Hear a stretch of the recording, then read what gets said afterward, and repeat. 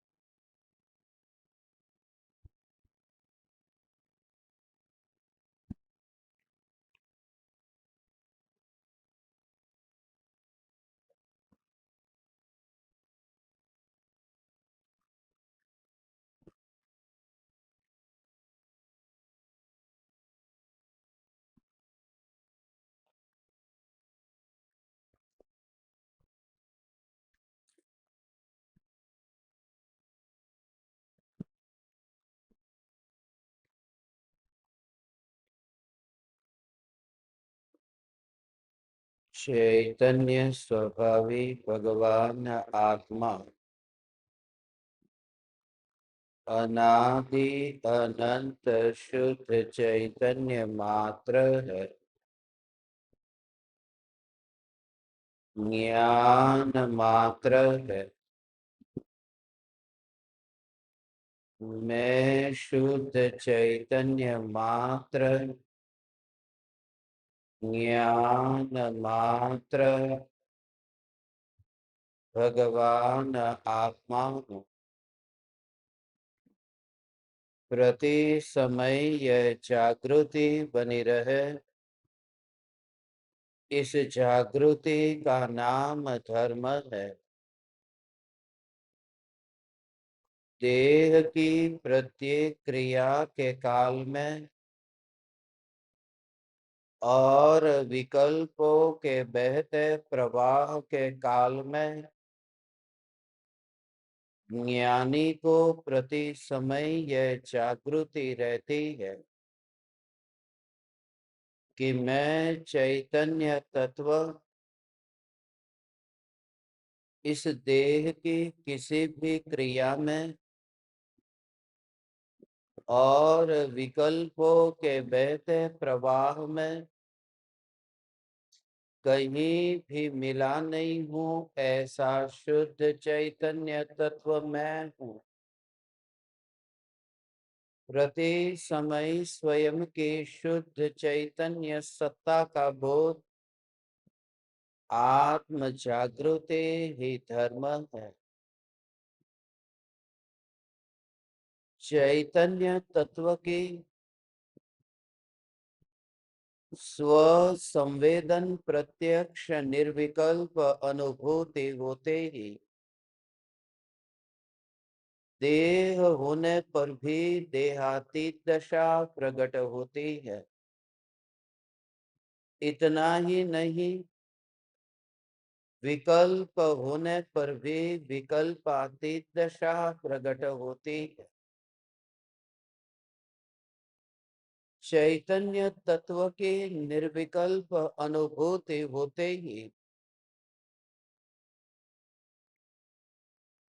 त्रिकाल जागृत चैतन्य तत्व ही मैं हूँ, ऐसे यथार्थ प्रतीति होती है। स्वरूप में कभी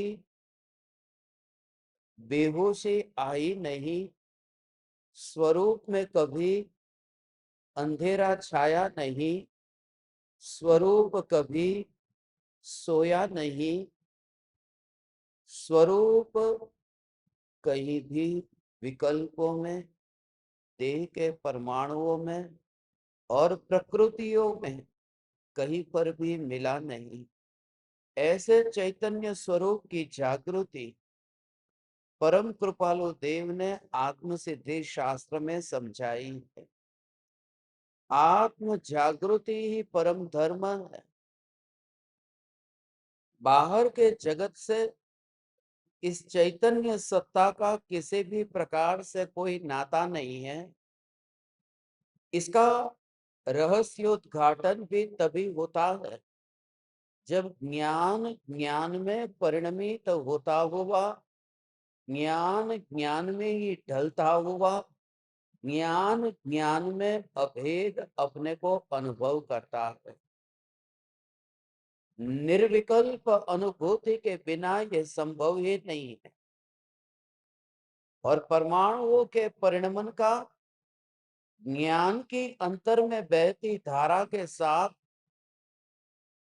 किसी भी प्रकार की लेन देन नहीं होती, कोई संबंध नहीं होता।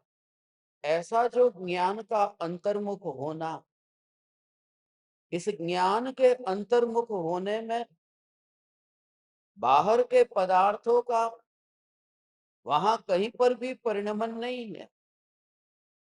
वे परमाणु ऐसे के ऐसे ही जहां पड़े हैं वहां पड़े। जो क्रिया भीतर में हो रही है, भीतर में होती क्रिया का और बाहर में पड़े हुए इन पदार्थों का कोई संबंध ही नहीं होता।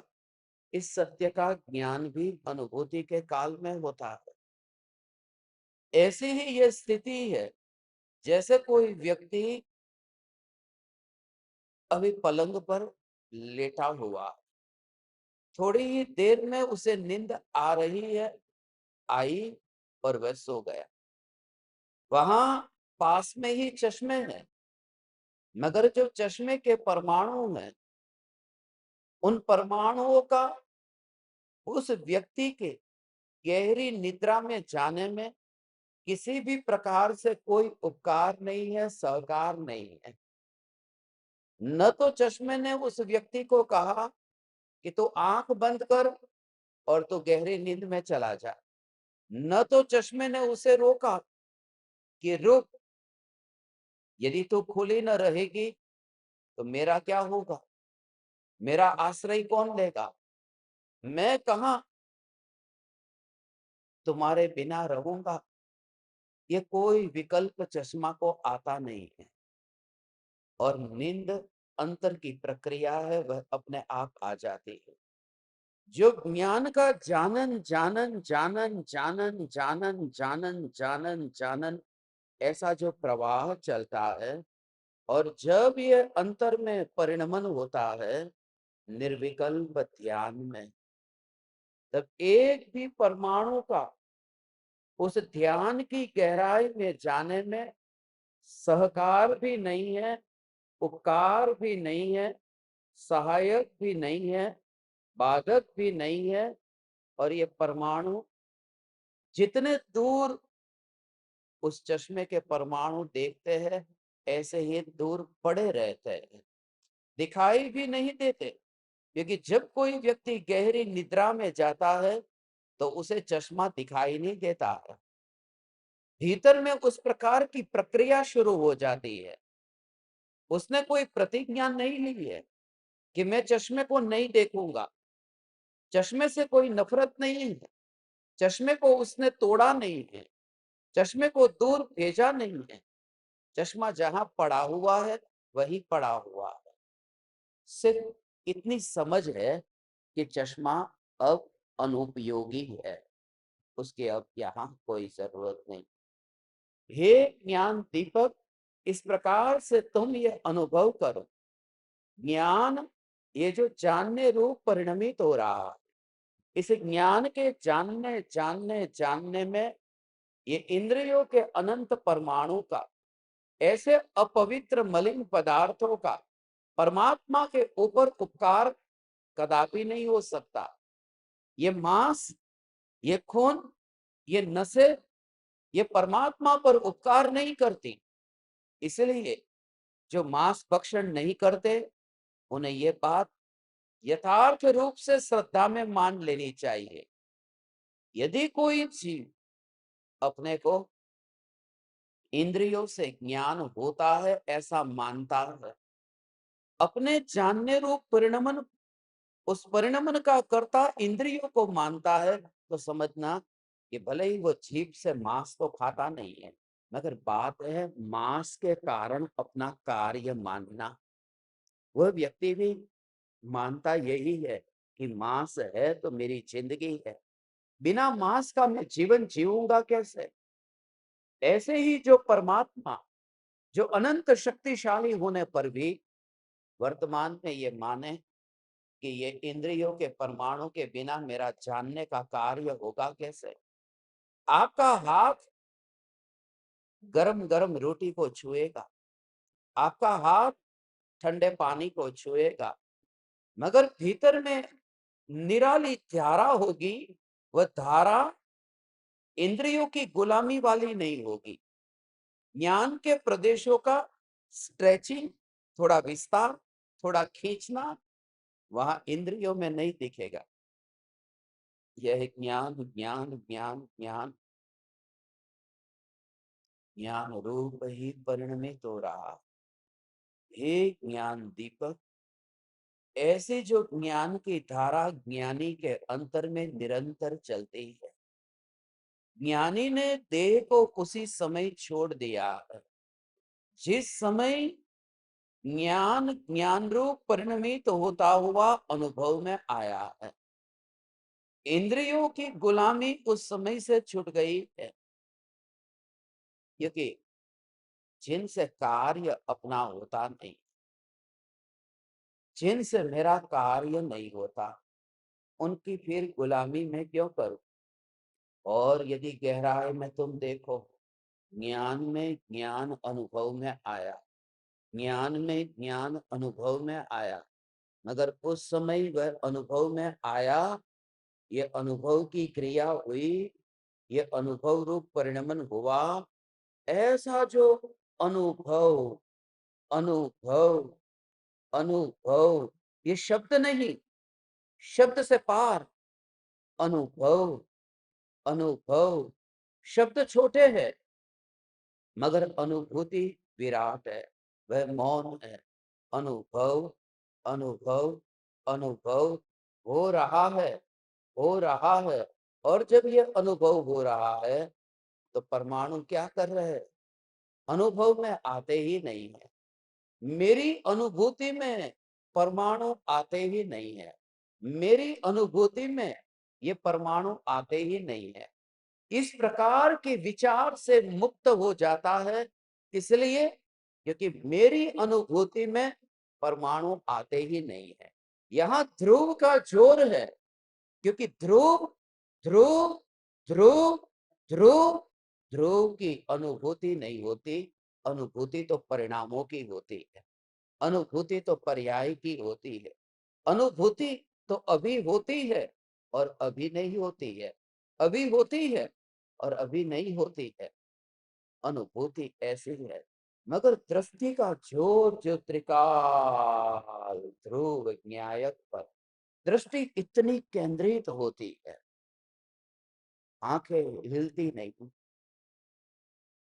जैसे एक नजर से सामने के पदार्थ को देखा, जैसे पक्षी की आंख को देखा, मगर वो पक्षी की आंख को देखने का कार्य तो आंख से हुआ नहीं, और इस आंख का ठिकाना नहीं है। ये दृष्टि जब अंतर में अपने को देखती है, दृष्टि माने ये देखना नहीं, समझना।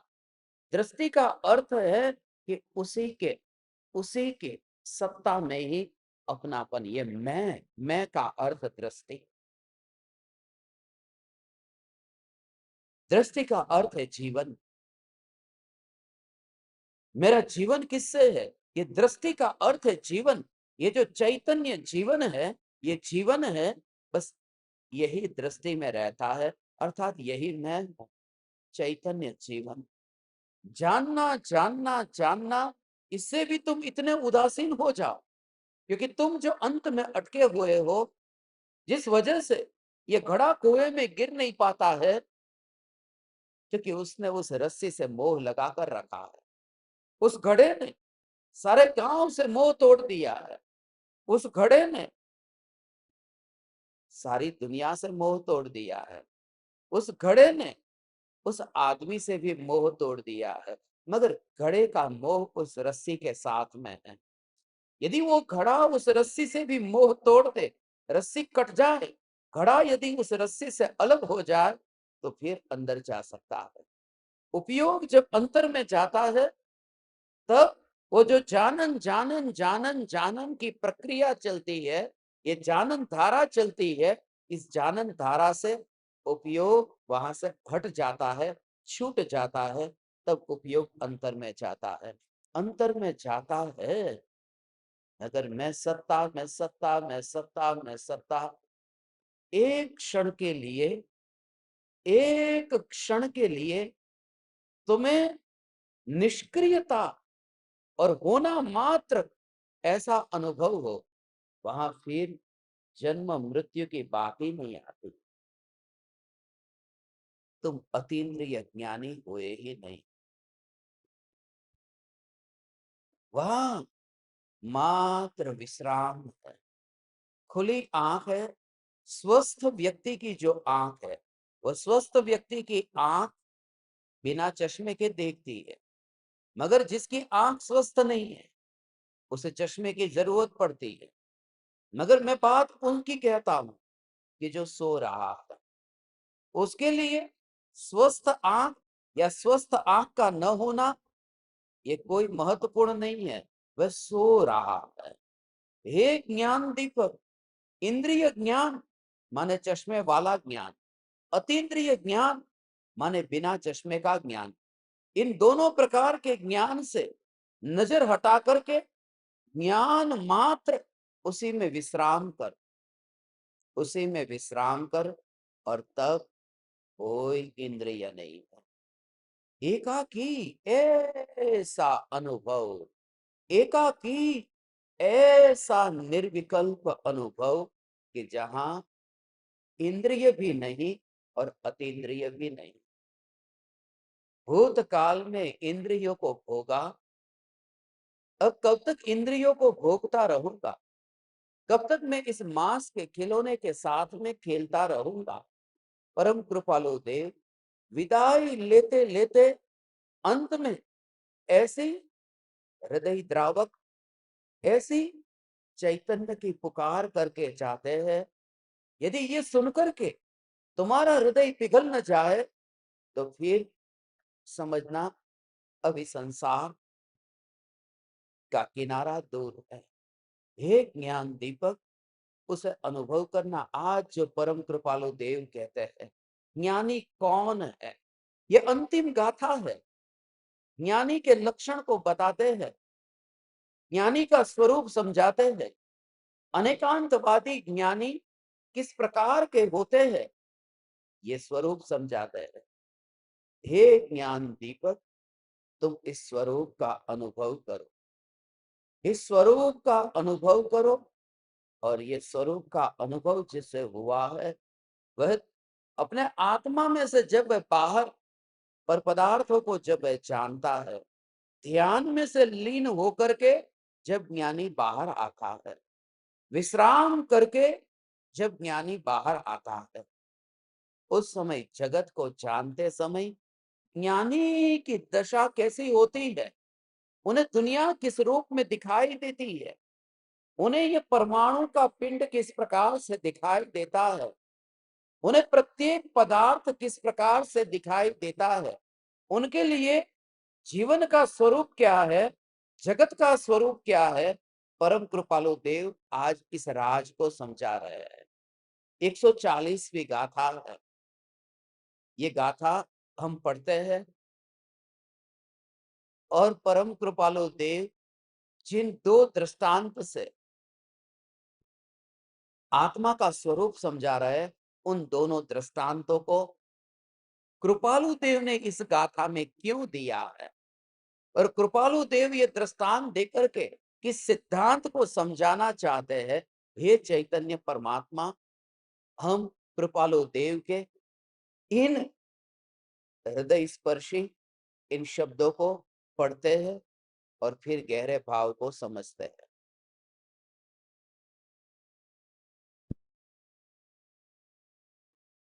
140।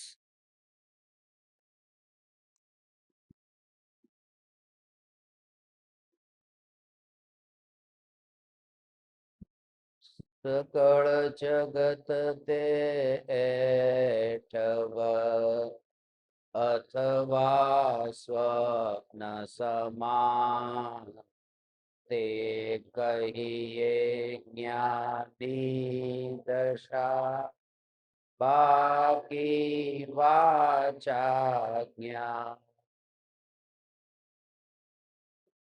जब सारा जगत जूठन समान अथवा स्वप्न समान जानने में आए, तब ज्ञानीपना प्रकट हुआ, ऐसा कहा जाता है। इनके अतिरिक्त सभी को कहने मात्र का ज्ञान है।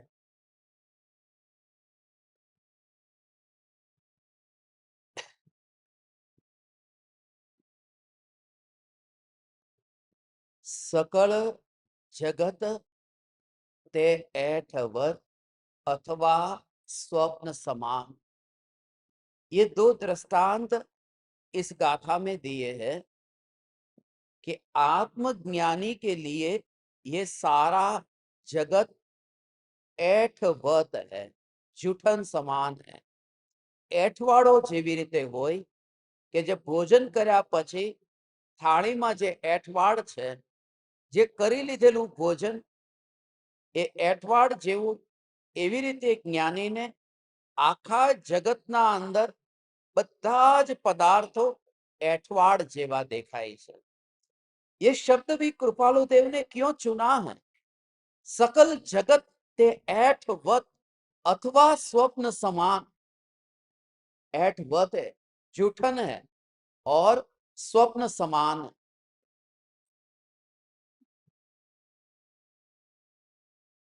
जिन पदार्थों को हमने भूतकाल में भोगा है, एक भी पदार्थ ऐसा नहीं है जिस पदार्थ को इस आत्मा ने भूतकाल में न भोगा हो, भोगने का भाव न आया हो। उसका गहरा राज है, क्योंकि हमारा जो पंच परावर्तन हुआ है, द्रव्य क्षेत्र काल भव भाव, ये पंच परावर्तन, एक पुद्गल परावर्तन, ये एक पुद्गल परावर्तन में भगवान एक चैतन्य परमात्मा एक एक परमाणु एक एक परमाणु एक एक परमाणु को इस आत्मा ने देह के रूप में धारण किया है। धन संपत्ति, गाड़ी मोटर बंगला उसकी बात नहीं है। उन परमाणुओं को, सारे जगत के परमाणुओं को इस आत्मा ने देह के रूप में धारण किया है। कोई परमाणु छूटा नहीं, और एक बार नहीं, अनंत बार। तो ये सारे के सारे परमाणु, जिन परमाणुओं को आत्मा ने देह के रूप में धारण किया, उस समय भोगा या नहीं भोगा, अर्थात मैं यही तो देह। कभी मैं मानता था ये दरवाजे के परमाणु में कि ये मैं हूं, कभी मैं मानता था खिड़की के परमाणु में ये मैं हूं। पता ही नहीं चलता, बाहर से देखे तो पता नहीं चलता, क्योंकि अभी अभी हमारी जिंदगी कितनी 100 साल की, अधिक से अधिक कोई एक आध दो जी जाए 100 साल के ऊपर, तो इतनी छोटी सी जिंदगी में पता ही नहीं चलता कि ये सभी परमाणुओं का परिवर्तन, सभी परमाणुओं की अवस्था का पलटना इतना क्षणभंगुर है। नए नए नए नए नए नए परमाणु हम धारण करते हैं, पुराने परमाणु को छोड़ते हैं। इसलिए अभी से ही, कल मैंने आप ज्ञान दीपकों से कहा, मात्र चैतन्य स्वरूप और चैतन्यमयी जीवन, ज्ञानमयी जीवन, ज्ञान होकर के जीवन जीना। अब तक देह होकर के, इंद्रिय होकर के जीवन जिया था, अब ज्ञान होकर के जीवन जीना। ज्ञान ही मैं, और वो विकल्प नहीं हो, क्योंकि तुम्हें सबसे बड़ा भ्रम ये हो सकता है, मैं ज्ञान, ऐसा जो विकल्प हुआ कि ये मुझे जीवन का अनुभव हुआ, ये जीवन नहीं है। जीवन का अनुभव ये नहीं है, ये प्रभाव का विकल्प का अनुभव है, ये पराये का अनुभव है, ये पराये घर में जाकर के पराये घर को भोगने जैसा है। यह मैं नहीं हूं, मैं जो ज्ञान मात्र मात्र में अनुभूति रहती है, ज्ञान मात्र, विकल्प नहीं। सारा जगत जूठन समान है, क्योंकि सभी परमाणुओं को भूतकाल में इस आत्मा ने देह के रूप में धारण करके भोगा है। अपने देह में अनंत परमाणु है। एक भी परमाणु का इस देह से अलग होना हो जचता नहीं है। अलग होने के बाद में फिर तकलीफ नहीं है, फिर उसका कुछ भी हो। जूठन का भाव यह है कि जो परमाणु भूतकाल में मेरे देह के रूप में थे और अब छूट गए, उन परमाणुओं को वापस में भोगने कैसे जाऊं। ऐसा होता है ना, हमारा दांत हिलता हो और फिर वह हिलता हुआ दांत गिर जाए, तो गिरा हुआ दांत, उस दांत को पकड़ करके फिर हम फेंक देते हैं, उस दांत को फेंकते हैं और हाथ से भी नहीं उठाते। यह अछूता दांत है, इसे हाथ से क्यों उठाया। इसे तुम कागज लो, टिश्यू पेपर लो, कोई झाड़ू लो, इस दांत को हाथ मत लगाओ। ये दांत गिरा हुआ दांत है, ये गंदा, अरे कहाँ छू लिया, हाथ धो लो, हाथ धो लो। और कितनी देर, कि अभी जो यहाँ पर है, अभी जो यहाँ पर है और थोड़ा सा देर से अलग हुआ, ये अछूता हो गया, और थोड़ी ही देर में ये अछूता हो गया। और देखा क्या चल रहा था, कि उसी दांत के ऊपर थोड़ी देर पहले हम जीभ घुमा रहे थे, जीभ घुमा रहे थे।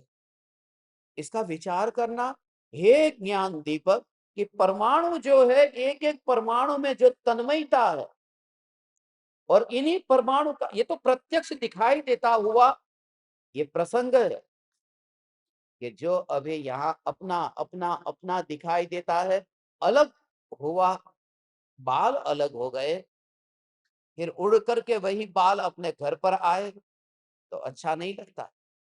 ये स्त्रियां जो बाल को निकालती है, बाल बनाते बनाते बहुत ढेर सारे बाल इकट्ठे हो जाते हैं कंघी में, फिर उसे बांध करके फिर उसे फेंक देती है। जब फेंकती है, फिर एक बाल भी यदि घर में वापस आ जाए तो अच्छा नहीं लगता। ज्ञानी के लिए जैसे टूटा हुआ दांत, जैसे कटा हुआ बाल, ऐसे ही ज्ञानी के लिए सारा देह तीनों काल में अलग ही है, ऐसा दिखाई देता है। वर्तमान में ही नहीं, तीनों काल में ये पूरा देह अलग ही है। इसलिए टूटे हुए दांत को जैसे तुम दूर से देखते हो और आंख उस दांत को पकड़ती नहीं है, आंख का कार्य दांत को पकड़ना नहीं है, ऐसे ही ज्ञान इन परमाणुओं को पकड़ता नहीं है। अशरीरी, अशरीरी इस रूप में अपना अनुभव, कि ज्ञान ने इस देह के परमाणुओं को पकड़ा ही नहीं, पूरी तरह से ऐसे ही शरीर शरीर शरीर पड़ा होगा, मगर मैं वहां हो ही नहीं। ये निर्मोही हो गया, निर्मोही होने का यही उपाय है, ये निर्मोही हो गया। निर्मोही का भाव क्या, निर्मोही अर्थात वह दूर से देखता है। आंख निर्मोही है, वह दांत को, वह बाल को, पेट में जो मल इकट्ठा हुआ है, वो छूटा हुआ जो मल है, उस मल के परमाणुओं को आंख छूती नहीं है। मल और मूत्र आंख में आकर गिरता नहीं है। जैसे तुम ये दृश्य देखते हो, हे ज्ञान दीपक, इसी तरह से पूरे के पूरे अनंत परमाणु इस देह के परमाणु, और धीरे धीरे तुम ये आदत बनाओ। परमाणुओं में भेद वाली जो आदत पड़ी हुई है, उस आदत को मिटाते जाओ। उस आदत को मिटाना पड़ेगा। ये जितनी भेद वाली, अभी जो तुमने ये भेद भेद भेद दिमाग में, ये दृष्टि में भर करके रखा है, उसको निकालना पड़ेगा। अब ये कुर्ता और ये हाथ, इन दोनों के बीच के भेद कब तक करते रहोगे? कब तक दोनों के बीच में भेद की कल्पना खड़ी करते रहोगे? अब डालो एक ढेर में परमाणु परमाणु, बस और कुछ नहीं। और आंख दूर से जान रही है, वही ज्ञान, वही ज्ञान। तो तुझे मेरा शरीर, मेरा कपड़ा, मेरी कुर्सी, मेरा मकान, मेरी गाड़ी, ऐसा भेद नहीं दिखेगा। तब तुझे दिखेगा ज्ञान, और अत्यंत दूर से अस्पर्शी रहकर उसी समय तू ज्ञान का अनुभव कर लेता है। जैसे ही तू इन अनंत परमाणुओं में भेद की कल्पना छोड़ देता है, उस समय ज्ञान की अनुभूति को उपलब्ध हो जाता है। इसलिए ये प्रयोग करना होगा। ये प्रयोग करते करते वह दशा तुम्हारी प्रकट होगी। परमाणु में भेद की कल्पना कब तक करोगे? कब तक ये ज्ञान के विषय को दृष्टि में बीच में बार बार लाओगे? ये ज्ञान का विषय था, ज्ञान के विषय को दृष्टि में मत घुसाओ। ज्ञान के विषय को दृष्टि में मत घुसाओ। ये धूल है, ये रुपये की नोट है। तो बाजार में जब तुम जाते हो और धूल लेकर के नहीं जाते, रुपये लेकर के जाते हो, ठीक है, ज्ञान में भेद जानना था। ये 100 की नोट है, ये 500 की नोट है, ये 10 रुपये की नोट है, ये ज्ञान में जानना था। मगर ज्ञान का जो विषय था, जो व्यवहार के लिए उपयोगी था, मगर उसी को जन्म से मृत्यु तक दृष्टि में ही उसको लाता रहा, जिसकी वजह से दृष्टि का विषय चैतन्य नहीं बना। और याद रहे, जब तक ज्ञान का विषय दृष्टि में से तिरोभूत नहीं होगा, तब तक चैतन्य परमात्मा दृष्टि में आविर्भूत नहीं होगा, वह प्रकट नहीं होगा। इसलिए एक और देखना होगा, जब तुम्हारी मृत्यु का समय नजदीक आए, तुम्हें दिखाई दे, और क्या पता कब मृत्यु है, अभी मृत्यु है, तो सांस को, हवा को, शरीर को और सारे परमाणुओं को एक समान जान करके, देख करके, फिर उन विकल्पों से मुक्त हो।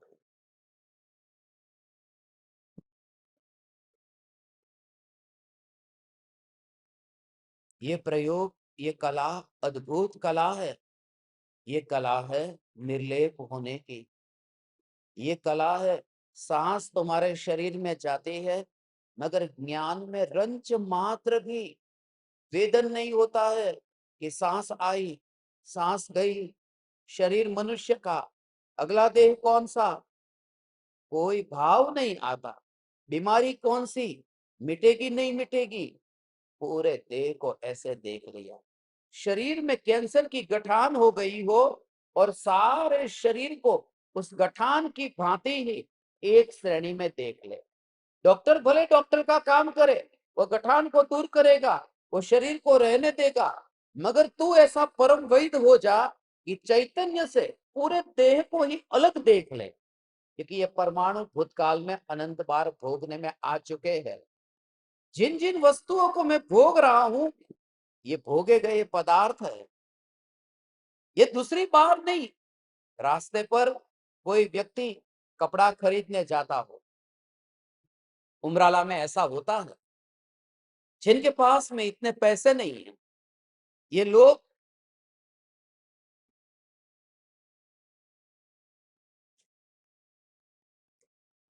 सेकंड हैंड कपड़े खरीदने जाते हैं। सेकंड हैंड, कोई ना पहरेला कपड़ा, 5 રૂપિયાનું પેન્ટ, 5 રૂપિયાનું શર્ट, 5 રૂપિયાનું टी शर्ट, ऐसे पुराने कपड़े, किसी के पहने हुए कपड़े, किसी के पहने हुए कपड़े को फिर खरीदने जाते हैं, मगर छुप करके जाते हैं, किसी को पता न चले। पहन करके निकलेंगे, ऐसा लगेगा कि अरे नए कपड़े हैं। किसी धनपति ने पहन करके फिर कोई काम वाली बाई को दे दिया होगा, और काम वाली बाई भी कितना कपड़ा रखेगी अपने पास में, वह बेच देती है। तो बेच करके फिर वो कपड़े मुंबई के, वो कपड़े फिर उमराला में आते हैं। इतने कपड़े यहाँ पुराने कपड़े बिके जाते हैं, मगर डर लगता है, संकोच, ग्लानि, ऐसा लगता है कि ऐसे कपड़े खरीदता हुआ कोई मुझे देख लेगा तो, जिसे किसी ने पहना है। तो जब तू अब अगली बार जब इस देह को दर्पण में देख, तो ये देखना कि इन सभी परमाणुओं को भूतकाल में अनंत आत्माओं ने पहना है। अनंत आत्माओं ने इन परमाणुओं को देह के रूप में धारण करके छोड़ दिया है।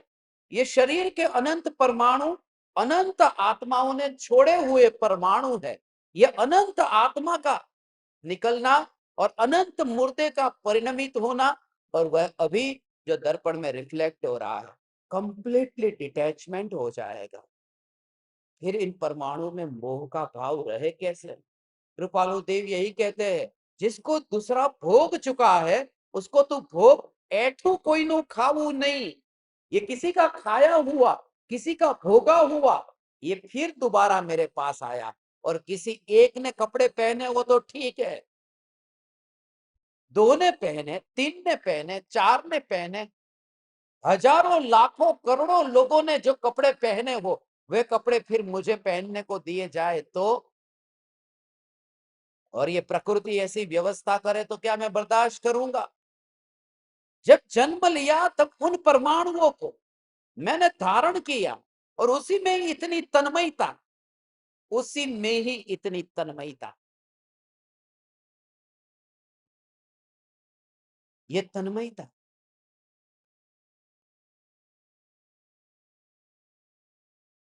कभी कृपालु देव के इन शब्दों को गहराई से गौर से विचार करे तो समझ में आता है। जिस शरीर के परमाणु, माता और पिता के परमाणु शरीर में से अलग हुए, वीर्य के परमाणु छूटते ही गंदे गंदे गंदे गंदे परमाणु, अरे शरीर को धो लो, शरीर को साफ करो। इन परमाणुओं के साथ में भगवान के मंदिर में नहीं जाते, प्रवचन में नहीं जाते। ये गंदे परमाणु, ये वासना से रंजाईमान हुए ये परमाणु, अरे ये गंदे परमाणु। मगर वे परमाणु क्या है? वे परमाणु का विस्तार, यही तो मनुष्य का देह है। ये देह है क्या? वे परमाणु ही तो विकसित हुए हैं। ये शरीर है क्या?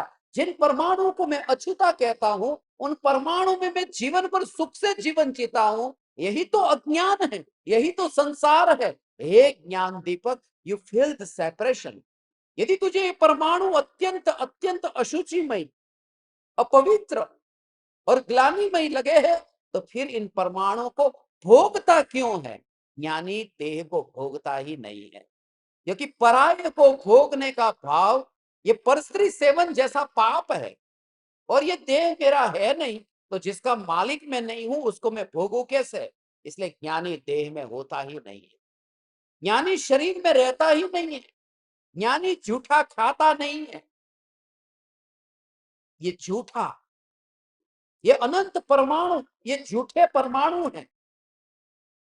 इन परमाणुओं को चक्रवर्ती, तीर्थंकर, कामदेव, बलभद्र, ये सब महापुरुष इन्हें भोग करके छोड़ चुके हैं और सिद्धशिला पर विराजमान हुए हैं। ये वे ही परमाणु है। कृपालु देव ये कहते हैं, सकल जगत ते ऐठवत, ये सारा जगत जूठन की तरह लगे। ये सारा जगत ऐसा जूठन की तरह लगे कि किसी ने भोग करके छोड़ दिया। कभी विचार आया, लड़के के लिए यदि लड़की को ढूंढना है, सारे समाज में, गांव में, सब जगह लोगों कहते हैं कि किसी कोई लड़की मिले तो देखना, सुंदर लड़की चाहिए। ये लड़की है तो सुंदर, मगर क्या करे, कुंवारी नहीं है,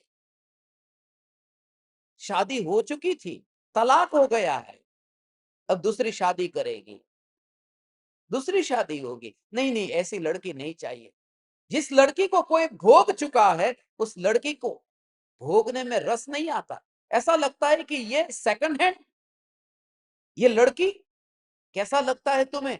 ये शब्द, तुम्हें शब्द थोड़े कठोर लगे, ग्लानिमय लगे, मगर सत्य हमारा जीवन ऐसा ही तो बीता है। अब जागने का मौका आ गया है। इसलिए मैंने आप परमात्माओं को 3 दिन पुकारा है, आज, कल और परसों तुम जागो। इन परमाणुओं के सत्यार्थ को पहचान करके भीतर में जो सत्यार्थ चैतन्य परमात्मा में स्थिर होकर इस देह को असत्यार्थ जान लो, यह कला है। हे चैतन्य परमात्मा, यह कला है। छोकरीना बीजी बार लगन न થાય બીજી વાર લગન, છોકરીના પરણેતર થાય, છોકરી બીજી વાર ન પરણે, છોકરીનું પછી બીજી વાર થાય તો ઘરઘણું થાય, परणेतर न થાય। एक बार शादी हो गई थी, किसी ने भोग लिया, अब उसकी शादी होगी गुजरात में, એને પરણેતર, પરણેતર न થાય, હવે ઘરઘણું થાય। लड़का शादी कर सकता है, એના પરણેતર ગમે એટલી વાર થાય।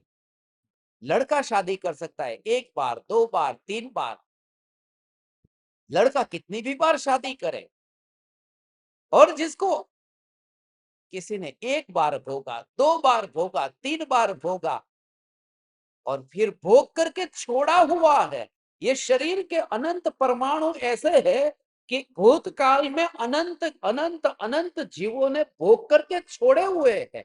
ये जूठन है, और इस जूठन में फिर मैं इस जूठन को पाकर के चाटता हूं, जैसे कुत्ता सेठ का खाया हुआ खाना थोड़ा थाली में पड़ा था और फिर चाटता है।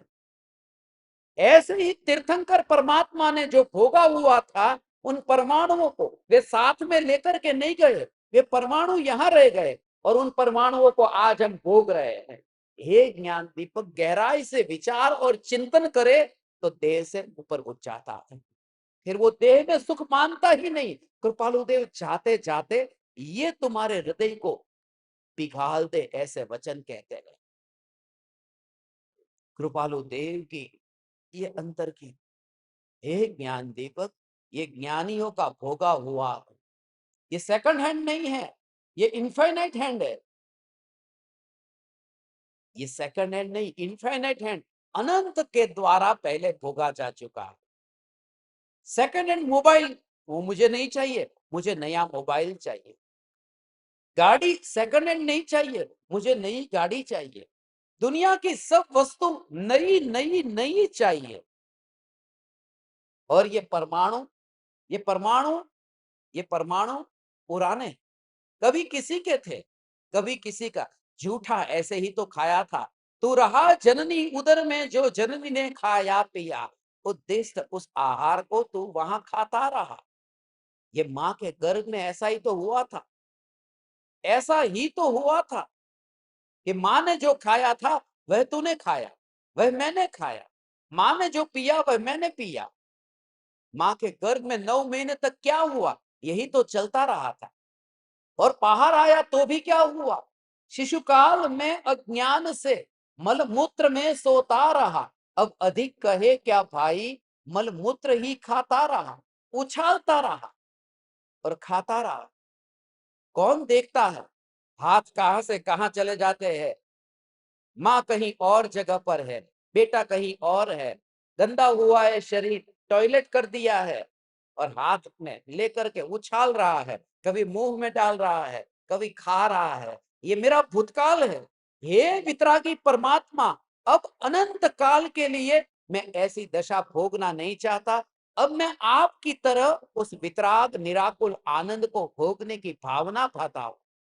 कृपालु देव ये कहते, ज्ञानी के लिए सारा जगत एक जूठन समान।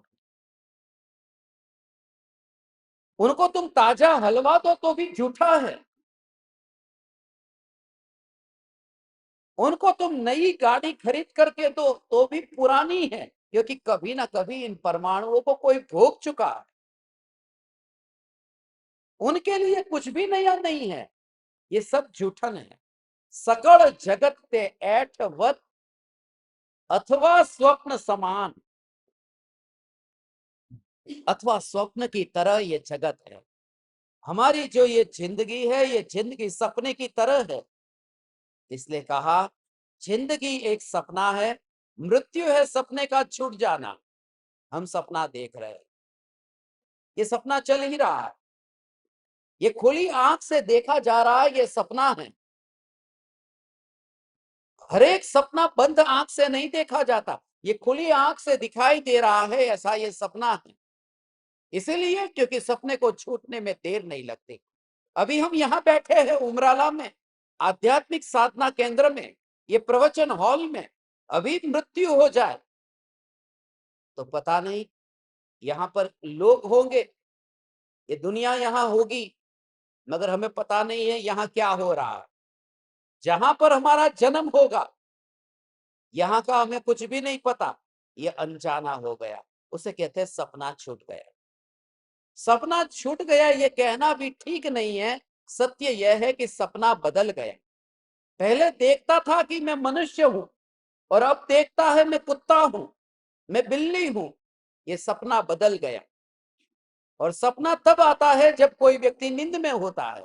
जागे हुए व्यक्ति को सपना नहीं आता, सोते हुए को सपना आता है। मोह की निद्रा में जो सो रहा है उसे सपना आता है। हे ज्ञान दीपक, ये सारा जगत स्वप्न की तरह दिखाई देता है, इसलिए ज्ञानी बिल्कुल जागरूक है, अब वो फंसते नहीं।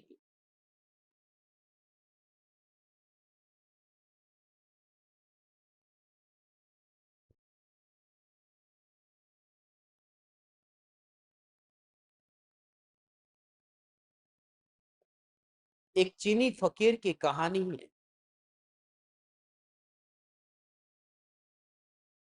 कहानी सम्राट की है कि एक सम्राट अपने महल में है, उसका एकलौता बेटा है, मरण शैया पर है, उसकी रानी पास में है। राजमहल के सभी लोग उस मरण शैया पर पड़े उस बेटे के पास में इकट्ठे हो गए। वैद्य भी, राज्य के जो श्रेष्ठ वैद्य थे वो वैद्य भी वहां पर आए हैं। वैद्य ने कहा कि मैंने अपनी ओर से जितना इंतजाम कर सकता था उतना मैंने इंतजाम किया, कोशिश की बचाने की, मगर आज की रात आपके बेटे की आखिरी रात होगी, अब ये आपका बेटा बचेगा नहीं, कोई उपाय ही नहीं है। राजा बहुत निराश है, एकलौता बेटा है, सारा राज्य सारा वैभव उसी का था, जिसका था अब वही नहीं रहा, अब क्या होगा। राजा चिंतित भी है, दुखी भी है, एकलौते बेटे की मृत्यु को देख करके कैसा हाल होगा। उतनी ही देर में गम के कारण राजा को वहीं पर ही बैठे बैठे नींद आ गई। नींद में उन्होंने एक सपना देखा। वो सपना था कि वो किसी एक राज्य में राजा है और वहां उनके 12 पुत्र हैं और 12 के 12 पुत्र तंदुरुस्त है, कोई भी बीमार नहीं, और 12 के 12 पुत्र इतने शक्तिशाली है, बलवान है। वहां का राज्य इतना फैला हुआ है, ये सब राजा देख रहा है। और देखते देखते इतना बड़ा राज्य, रानियां, वैभव, हाथी घोड़ा, ये साम्राज्य, ये सब राजा देख रहा है। 12 पुत्र है और उतनी ही देर में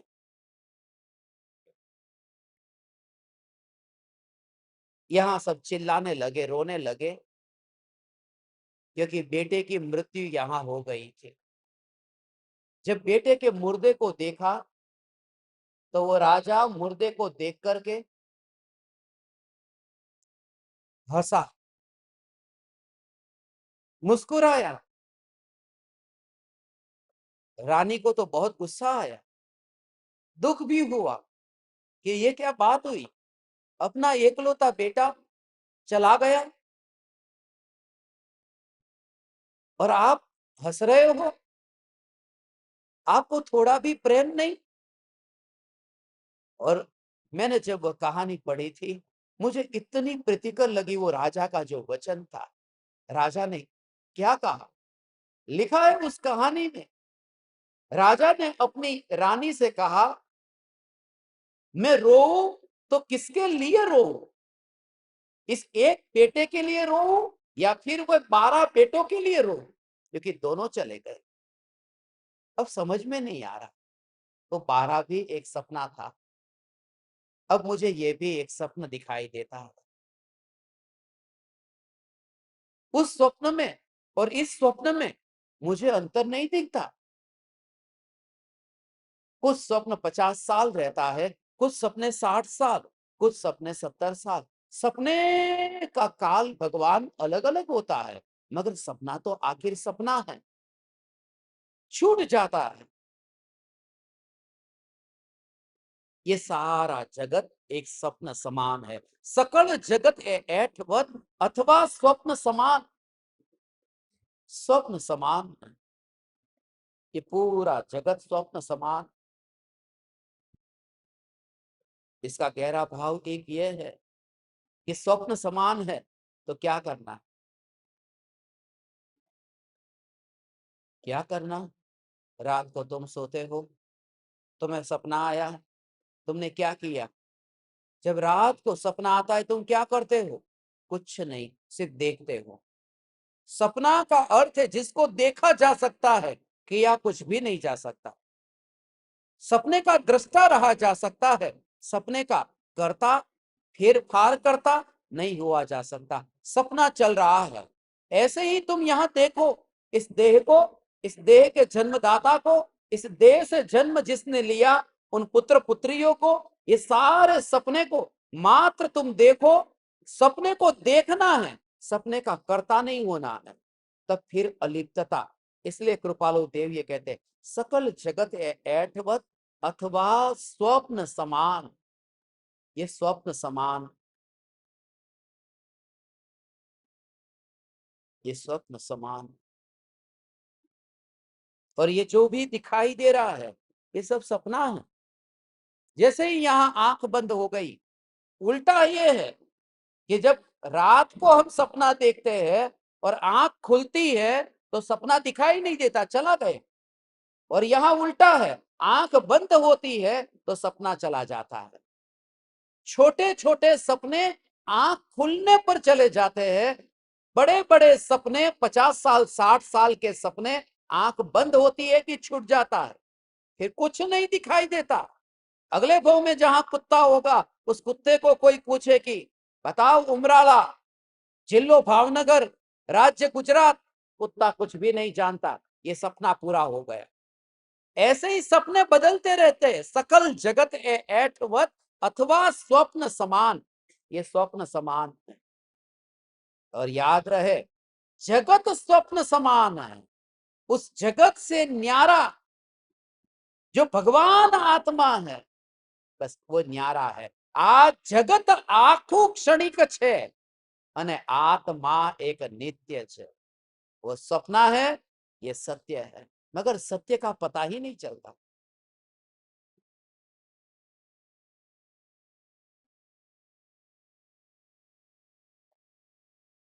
चीन में एक दार्शनिक हुआ च्वांग से।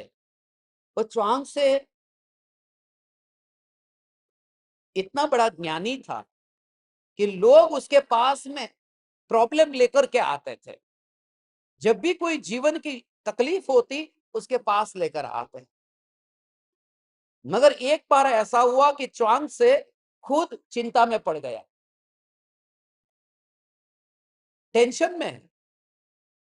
उसके आसपास गांव के लोग उसे पूछ रहे कि आप इतने चिंता में क्यों हैं? आप तो हमारी चिंता दूर करने वाले, संकट के समय हमें मार्ग दिखाने वाले, और आप खुद इतने परेशान होकर बैठे हैं, तकलीफ क्या है? च्वांगसे ने कहा कि थोड़ी देर पहले मैंने एक सपना देखा, और सपना देखा, और सपने में मैंने देखा कि मैं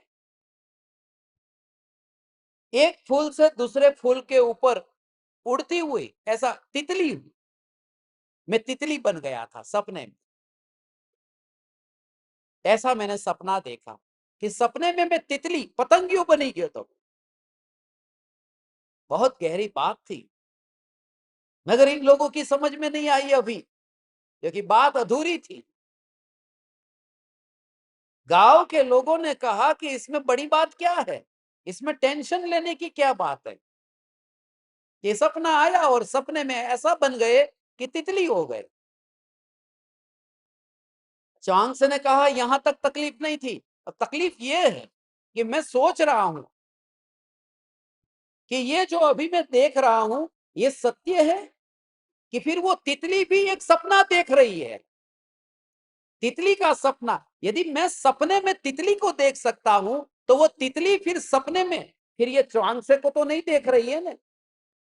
बहुत बड़ी बात थी, सपने के अंदर कहीं दूसरा सपना तो नहीं है ना। हमारे ऐसे ही हाल है। हे ज्ञान दीपक, इस सपने से ऊपर उठना है, इसलिए कृपालु देव ने जाते जाते भी जगा दिया। 114वीं गाथा, 140वीं गाथा, ये दोनों गाथा को निकालो, पता चले। कोटि वर्षનું સ્વપ્ન પણ જાગૃત થતા સમાય, તેમ વિભાવ અનાદિનો ज्ञान થતા दूर। वहां पर एक स्वप्न शब्द का उपयोग किया और यहां पर स्वप्न शब्द का उपयोग किया। 14 और 40, ये दो ही गाथा में कृपालु देव ने स्वप्न की बात कही है पूरे आत्म से देव। 114, 140, 14 और 40,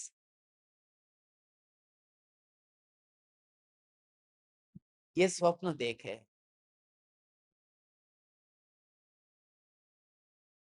हे ज्ञान दीपक,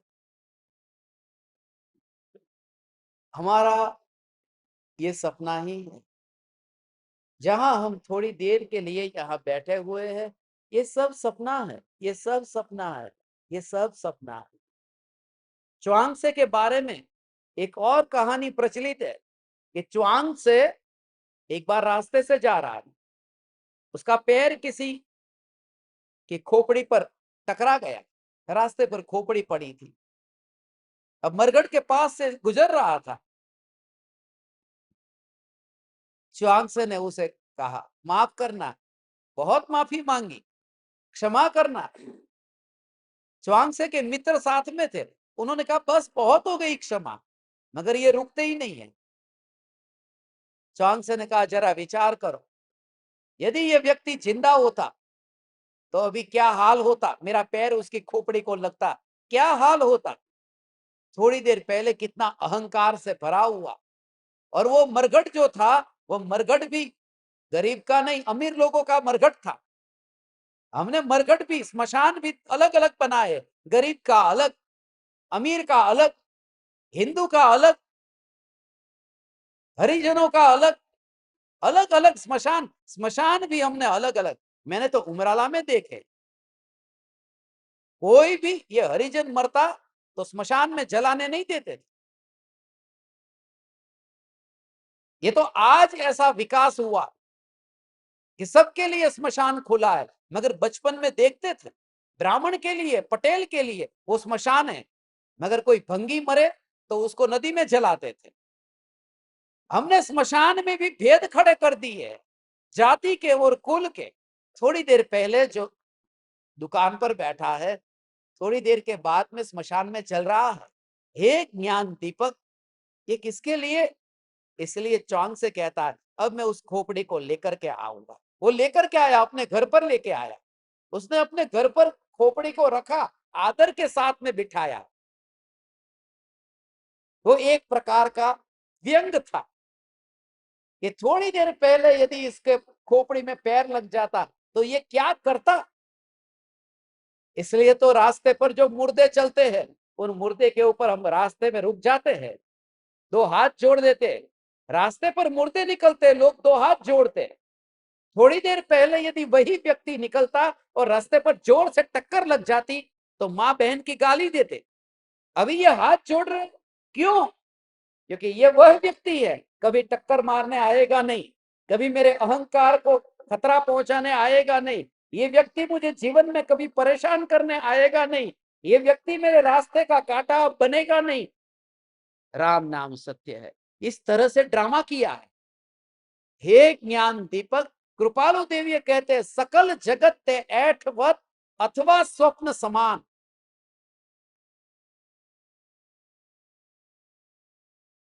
अब ये सारा जगत जूठन जूठन की तरह है। यहां सब नए नए नए नए नए। हमारे घर में यहां पर चिड़िया क्यों आती है? जो घर मैंने बनाया है, मेरे घर में ये चिड़िया क्यों आई? ये मेरे घर में चिड़िया नहीं आई है। चिड़िया का जहां घर था, यहां कभी पेड़ थे, उस पेड़ के ऊपर चिड़िया घोंसला बनाती थी।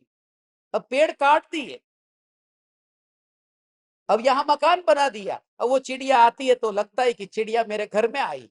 वास्तव में चिड़िया ने मेरे घर पर अपना घोंसला नहीं बनाया, मैंने जो चिड़िया का घर था वहां अपना घर बनाया है। मगर चिड़िया का घर भी पहले नहीं था, उससे पहले और किसी का था। ये दुनिया में ऐसा होता ही रहा है। और इस क्षणिक का बोध हो जाए तो ये जिंदगी में रस ही न रहे। हे ज्ञान दीपक, तू ज्ञान का अनुभव कर, तो तेरे लिए सपना है ही नहीं, सत्य ही सत्य है। ज्ञान ज्ञान ज्ञान ज्ञान ज्ञान, ये ज्ञान ही है। फिर तो झूठी वस्तु को नहीं भोगता है। एक एक समय की ताजी पर्याय भोगने में आती है, जिसको किसी ने नहीं भोगा था। अभी अतीन्द्रिय आनंद उत्पन्न हुआ, अभी भोगा, अभी उत्पन्न हुआ, अभी भोगा, अभी उत्पन्न हुआ, अभी भोगा। एक समय की पर्याय उसी समय भोगने में आ जाती है, मर जाती है, गई। फिर अगले समय की नई पर्याय उत्पन्न हुई, वह भोगने में आई, वह गई। फिर नई पर्याय। इसलिए पर्याय में जो ताजगी है, सौंदर्य है, यही तो गजब की बात है। निर्विकल्प अनुभूति का आनंद ये इसलिए ऊब देने वाला नहीं है। बाहर की सब वस्तु ऊब देगी। जिन जिन वस्तुओं को मैं पाना चाहता हूं, उन वस्तुओं को पाकर के मुझे चैन नहीं मिलेगा, क्योंकि उन वस्तुओं को भूतकाल में अनंत बार पा चुका।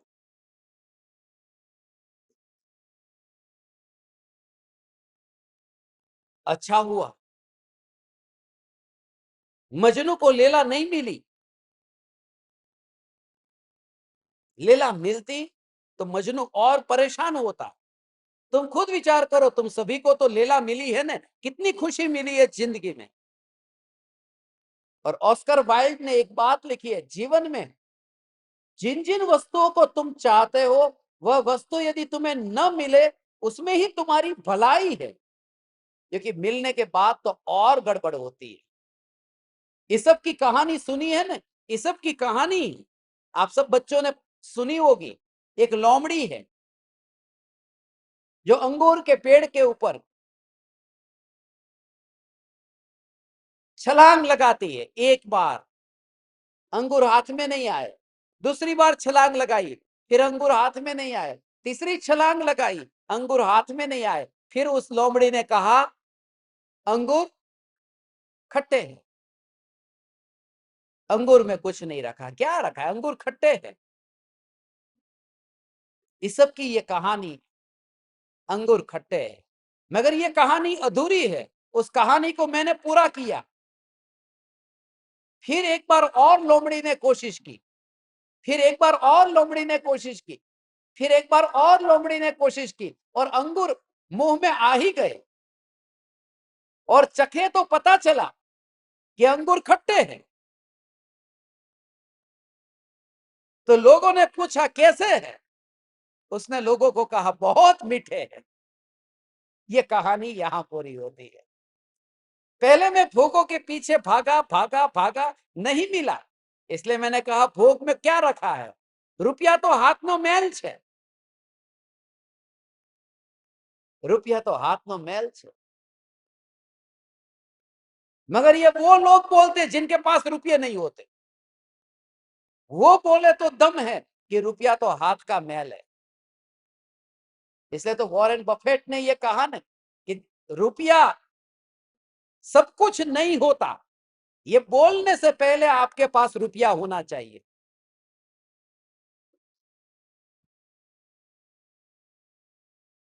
और यही तो तीर्थंकर परमात्मा की महिमा है कि उनके पास था, सब कुछ था, फिर भी उन्हें लगा ये व्यर्थ है। ये 24 के 24 राजपुत्र क्यों थे? क्योंकि वहां उन्होंने जाना सकल जगत ते ऐठवत अथवा स्वप्न समान। हे ज्ञान दीपक, ये जिंदगी एक सपना है। हम सपने में ही जीते हैं। किसी के सपने छोटे, किसी के सपने बड़े, सभी के सपने अलग अलग है। और जब कोई व्यक्ति इतना गहरा सपना देखता हो, उस समय तुम्हें कोई उठाए नहीं तो उठने का मन नहीं करता। जाओ यहां से, जाओ यहां से, जाओ यहां से।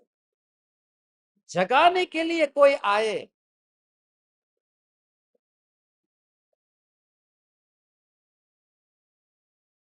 शत्रु लगता है, जगाने वाला शत्रु बन जाता है। इसलिए तो ज्ञानी इस दुनिया वालों के लिए, अज्ञानियों के लिए शत्रु बन गए, क्योंकि अज्ञानियों को जगाते हैं। और अज्ञानी देख रहा है सपना, मैं गाड़ी खरीदूंगा, मैं मकान खरीदूंगा, मेरा एक घर होगा, मेरा परिवार होगा, सारा परिवार ऐसे बसाऊंगा, यहां कोई न बसा पाया और तू बसाएगा। तीर्थंकर परमात्मा न बसा पाए, तू बसाएगा। मगर ये सपना जो देख रहा है, कोई जगाने के लिए जाए तो जागता कौन है? उल्टा शत्रु हो जाता है, उल्टा ज्ञानियों पर उपसर्ग करता है, पत्थर फेंकता है। इसलिए तो गुरुदेव पर लोगों ने पत्थर फेंके। कोई व्यक्ति सत्य की बात करता है, इसलिए तो कबीर, काशी में कबीर के ऊपर लोगों ने गालियां बरसाई। इसलिए तो जिन जिन लोगों ने इस पृथ्वी पर कुछ दो बात अच्छी कही, उनको इस दुनिया ने बर्दाश्त नहीं किया। खत्म कर दो। क्यों? क्योंकि इनकी वजह से हमारा सपना छूट रहा है। हम सो रहे हैं, सोने दो। जगाने वाला, हे परम कृपालु देव, आप जाते जाते जगाते जा रहे हैं। ये जगाते जा रहे हैं। 2 दिन और है, कल और परसों। अब तो 4 दिन की चांदनी भी नहीं, 2 दिन।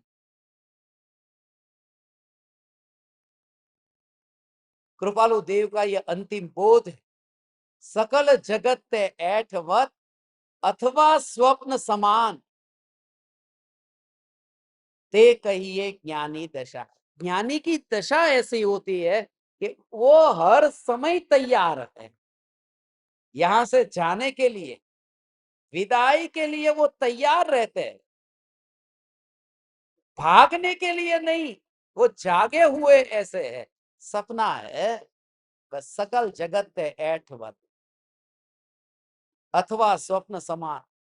सपने को दूर करने के लिए क्या करना चाहिए? जागो, सपना दूर हो जाएगा।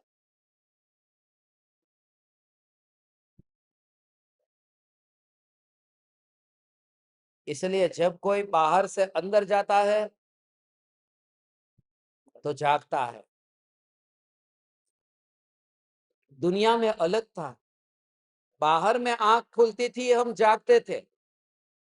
यहाँ अब अंदर में जागे, वास्तव में बाहर में जागे ही नहीं थे। बाहर में रोज रोज सुबह हम जागते नहीं है, उठते हैं। क्योंकि जब आंख खुलती है तब उठते हैं, जब दृष्टि खुलती है तब जागते हैं। हमारी दृष्टि नहीं खुली है, आंखें तो बहुत बार खुली, ये रही खुली, मेरी भी, तुम्हारी भी, सबकी आंखें खुली है। मगर दृष्टि जिनकी खुली है वे ज्ञानी है। दृष्टि का खुलना अर्थात सारे जगत के सभी ज्ञेयों में ज्ञेयों का अनुभव न होकर ज्ञान का ही अनुभव हो तो कहते हैं दृष्टि खुल गई। ये दृष्टि का खुलना। हे ज्ञान दीपक, सकल जगत ते ऐठवत। अब मत भागो, उन भोगों को भोगने के लिए, इकट्ठा करने के लिए, कागज के टुकड़े को भरते भरते भरते भरते जिंदगी खत्म हो गई। भविष्य के अरमान और सपने देखते देखते ये बात ही भूल गया कि सत्य क्या है। सत्य यही है। इसलिए तो पलटू राजपूत किसको कहते हैं?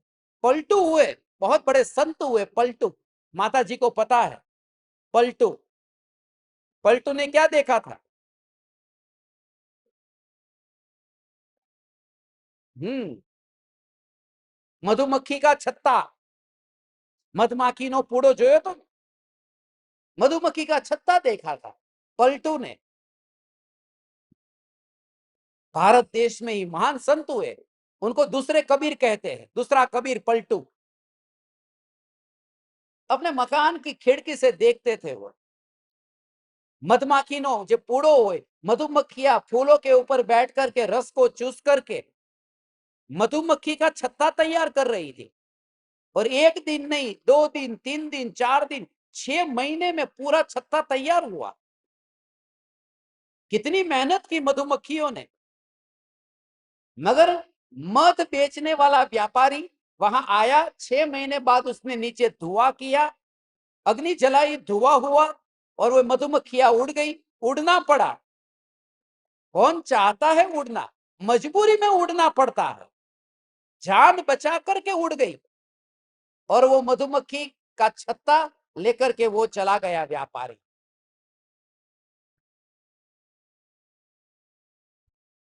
और उस दिन से लेकर के पलटू ने कहा, उस दिन से ये सारा संसार मुझे ऐसा ही दिखने लगा कि हम रोज रोज तिजोरी में जोड़ते जाते हैं रुपये, और मौत एक समय में आकर के सब छीन लेती है और हम यहां से उड़ जाते हैं। सकल जगत ते ऐठवत अथवा स्वप्न समान। ये स्वप्न की तरह, इसमें साहस नहीं है, बल नहीं है। जो धन को इकट्ठा करे वह बलवान नहीं है, वह राजपूत नहीं है, वह शक्तिशाली नहीं है। शक्तिशाली तो वह है जो धन को इकट्ठा करे। वो तो खिलौने हैं। खिलौने के साथ में क्षत्रिय नहीं खेलता। जो देह पर विजय पा लेता है, अपने शरीर की 5 इंद्रियों पर विजय पा ली, बस वही वास्तव में क्षत्रिय है, वही बलवान है, वही पौरुष जिसका जागृत हुआ है, ऐसा महापुरुष है। क्योंकि जो भी वस्तु तुमने दूसरों से छीन ली, उस वस्तु में दम क्या है? युद्ध करने वाला राजपूत युद्ध करे और किसी के वहां जाकर के मानो उसने करोड़, 2 करोड़, 5 करोड़ रुपये ले लिए, उसमें वीरता क्या है? कोई धन को इकट्ठा करे, उसमें वीरता क्या है? किसी की जमीन को छीन ले, युद्ध में जीत ले, उसमें वीरता क्या है? क्योंकि जो आज तुमने छीनी है, कल तुम्हारे पास से कोई और छीन करके चला जाएगा। और कोई छीन करके जाए या न जाए, मृत्यु तो छीन ही लेगी। और जिसको मृत्यु छीन लेती है, उसको इकट्ठा करने का भ्रम क्यों? इसलिए कृपालु देव ने जगाया ये गाथा। 14 राजलोक को शून्य होना पड़े, उसकी गाथा है। जगत 14 राज, 140 नंबर है ना, 140। सारे जगत को शून्य हो जाना, अर्थात मुझे जगत नहीं दिखता, ज्ञान ही दिखता है। जगत तो शून्य हो गया। 14 राज प्रमाण लोक जहां शून्य हो जाए और एक चैतन्य लोक ही रहे, उसका नाम है सकल जगत ऐठवत अथवा स्वप्न समान। ते कहिए ज्ञानी दशा, बाकी वाचा ज्ञान। हे ज्ञान दीपक, बाकी जो कुछ भी है, शास्त्रों को पढ़ा, कंठस्थ किया, वह वाचा ज्ञान है, वह तोता रटन है। अब हमें सत्य की और यात्रा करनी है। बस कल और परसों 2 दिन हम आत्मसिद्धि शास्त्र की 141 और 42 दो गाथा लेंगे। कल परसों समय पूरा हो गया। अभी तो कनेक्शन बताए ही नहीं, मगर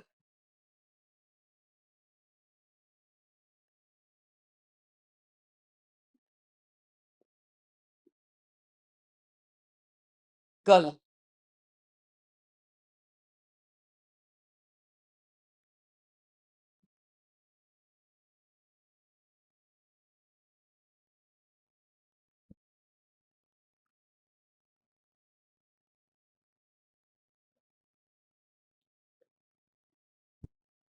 बस अनुभव करना,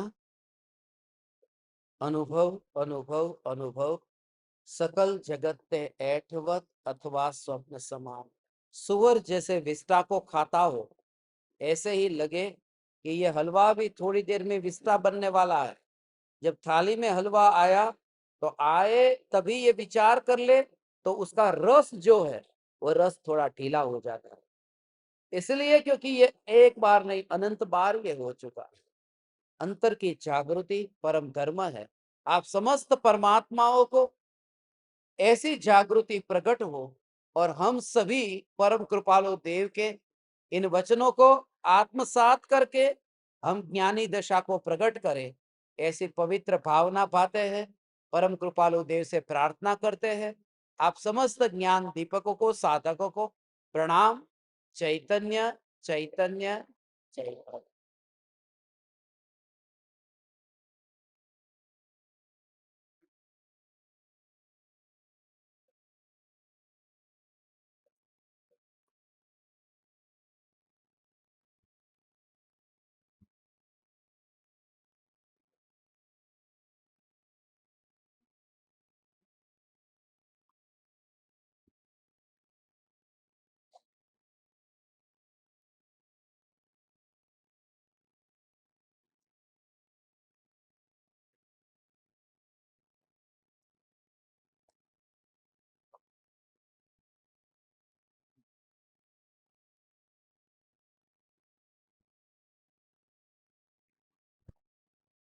अहो अहो श्री सद्गुरु करुणा सिंधु अपार, इस पामर पर प्रभु किया अहो अहो उपकार, अहो अहो उपकार। देह सहित जिनकी दशा वरते देहातीत, उन ज्ञानी के चरण में हो वंदन अगणित, हो वंदन अगणित।